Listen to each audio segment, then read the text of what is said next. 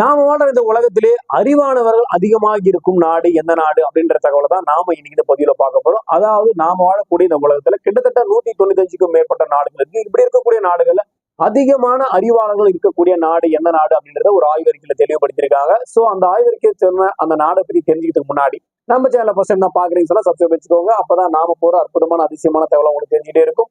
அதை பார்த்து நீங்க பயன்பெற முடியும். மேலும் நீங்க பண்ற ஒவ்வொரு சப்ஸ்கிரைபுக்கும் உங்கள் சார்பாக ஒவ்வொரு மரக்கன்றுகள் நடப்புற விஷயத்தை வச்சுக்கிறோம். வாங்க இப்ப நம்ம வீடியோக்குள்ள போலாம். நாம வாழக்கூடிய இந்த 195க்கும் மேற்பட்ட நாடுகள்ல எந்த நாட்டில் இருக்கக்கூடிய மக்கள் அதிகமான அறிவானவர்களாக இருக்காங்கன்ற தகவலை தெரிஞ்சுக்கலாம். நாம வாழக்கூடிய இந்த உலகத்துல முக்கியமான ஒரு விஷயம் மனிதர்கள் அப்படின்னு சொல்றோம். மனிதர்களுக்கு முக்கியமான விஷயம் ஒண்ணு பாத்தீங்கன்னா, எந்த ஒரு செயலை நம்ம செஞ்சாலும் எந்த ஒரு விஷயத்தை பண்ணாலும் அதை அறிவோட பண்ணணும். அப்படியே உனக்கு அறிவு இல்லை அப்படின்னு நம்ம கேட்டுருவோம்.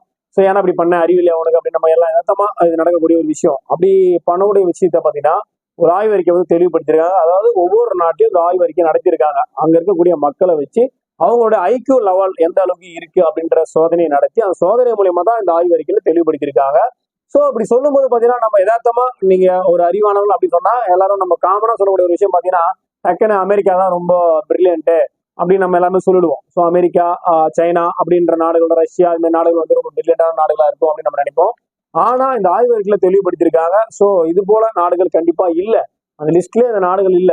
சோ அவங்களோட அங்க இருக்கக்கூடிய மக்களை வச்சு ஆய்வு நடத்துறதுல அவங்களோட ஐக்கியூ லெவல் எந்த அளவுக்கு இருக்கு அப்படின்ற சோதனையில வந்து பாத்தீங்கன்னா ஜப்பான்ல இருக்கக்கூடிய மக்கள் தான் அதிகப்படியான ஐக்கியூ லெவல்ல வந்து பாத்தீங்கன்னா அதிகப்படியா இருக்காங்க. சோ அங்க இருக்கக்கூடிய மக்களுடைய புதிய கண்டுபிடிப்பு, அங்க இருக்கக்கூடிய மக்களுடைய செயல்பாடு, அவங்களுடைய வேலை திறன் எல்லா விஷயத்தையும் கட்டமைச்சுதான் இந்த ஆய்வறிக்கையில தெளிவுபடுத்திருக்காங்க. ஜப்பான்ல இருக்கக்கூடிய மக்களுடைய ஐக்கியூ லெவல் தான் அதிகப்படியா இருக்கு. சோ நாம வாழக்கூடிய இந்த 195க்கும் மேற்பட்ட நாடுகள் மத்தியில அதிகப்படியான அறிவாளர்கள் இருக்கக்கூடிய ஒரு நாடுன்னு பாத்தீங்கன்னா அது ஜப்பான் தான் முதலிடத்தில் இருக்கு அப்படின்றத இந்த ஆய்வறிக்கையில தெளிவுபடுத்திருக்காங்க.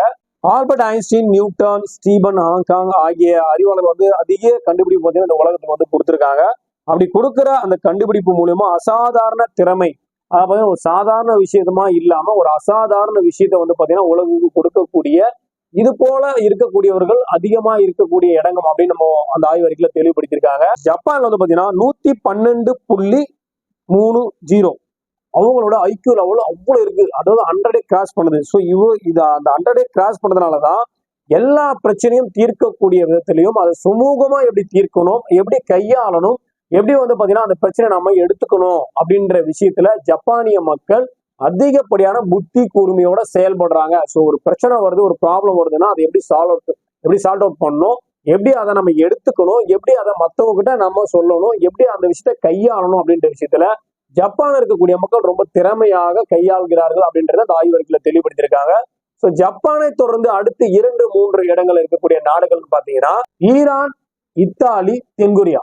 சோ ஈரான் வந்து 2வது இடத்துல இருக்காங்க. இத்தாலி வந்து பாத்தீங்கன்னா 3வது இடத்துல இருக்காங்க. அவங்களுக்கு அடுத்தபடியா தென்கொரியா 4வது இடத்துல இருக்காங்க. சோ இந்த ஐக்கியூ லெவல்ல அதிகமா இருக்கக்கூடிய நாடுகள் ஜப்பான் தான் வந்து பாத்தீங்கன்னா 1வது இடத்துல இருக்கு. ஜப்பான் இருக்கக்கூடிய மக்கள் எல்லா விஷயத்திலயும் பாத்தீங்கன்னா அவங்களுடைய புத்தி கூர்மையை பயன்படுத்துறாங்க.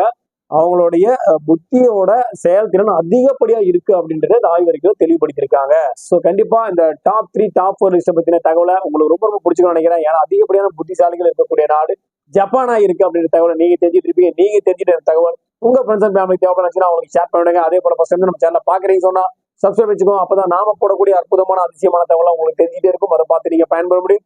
மேலும் நீங்க பண்ற ஒவ்வொரு சப்ஸ்கிரைபுக்கும் உங்கள் சார்பாக ஒவ்வொரு மரக்கட்டுகள் விஷயம் தெரிவிச்சுக்கிறோம். மீண்டும் ஒரு நல்ல பதிவோடும் நல்ல தகவலோடும் உங்களை சந்திக்கிறேன். நன்றி, வணக்கம்.